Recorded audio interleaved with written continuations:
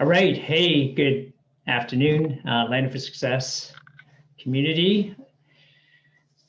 I trust that each and every one of you are having an amazing day. I know as we build a global platform now, some of you it's morning, some of you afternoon, some of you are evening. You're in the evening, so you have to excuse me as I try to learn how to keep track of time and where everyone is all around the world. Anyways, here at Land for Success, again, we believe that stories are important.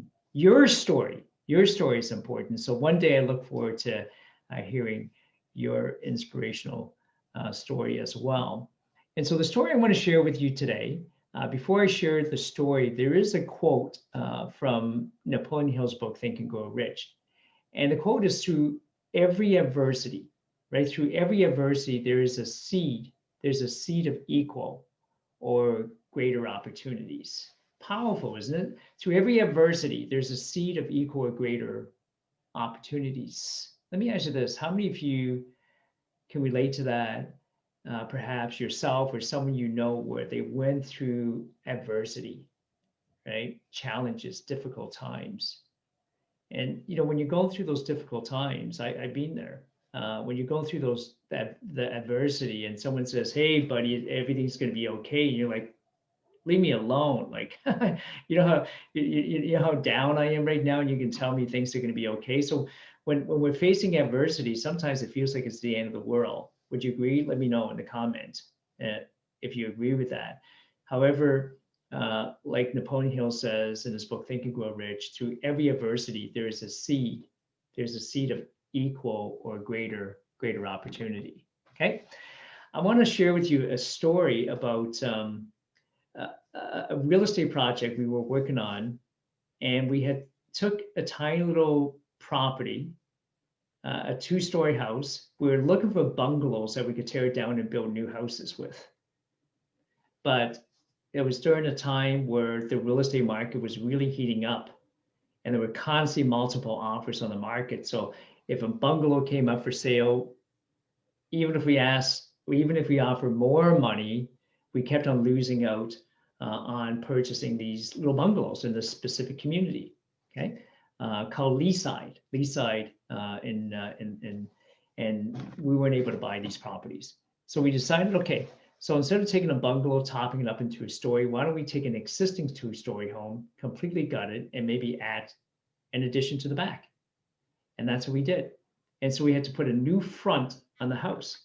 And the front of the house, we wanted to put stone, right? We have this beautiful stone front on the house. Now, instead of going to, let's say, a Rona or a Home Depot and buying stone, you've probably seen that where people buy stone that they can stick onto the front of their house. And I'm not trying to say that's not a good thing to do. So don't get me wrong with that. We were able to find someone who was and I don't remember the exact term now. He was either a third or fourth degree Mason. And apparently there aren't too many of those around anymore. And this individual would actually take real stone and can chisel every piece of that stone. I mean, that's how talented this individual was.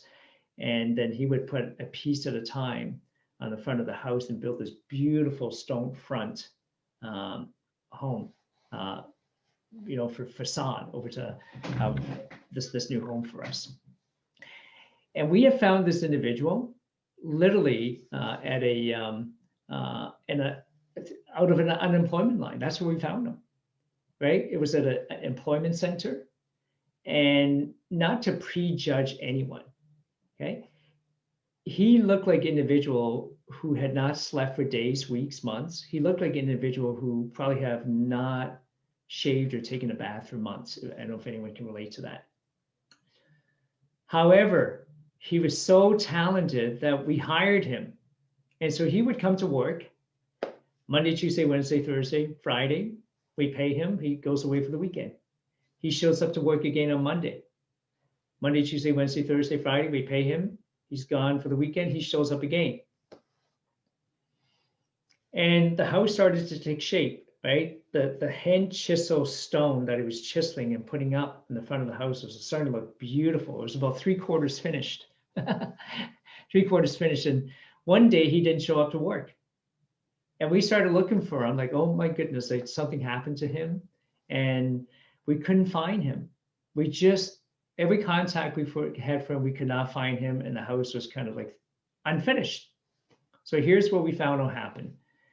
How many of you remember the time period when there was SARS, right? SARS was a big issue. It was a pandemic at the time. And I know we're going through a pandemic right now. And so sometimes when we go through pandemics, right, adversity, it feels like, how are we ever going to get through this? So this individual that was, that the mason was that was, you know, doing the stone in the front of our house, he disappeared. And then weeks later, when we finally found him, well, he didn't want to show up to work anymore, number one.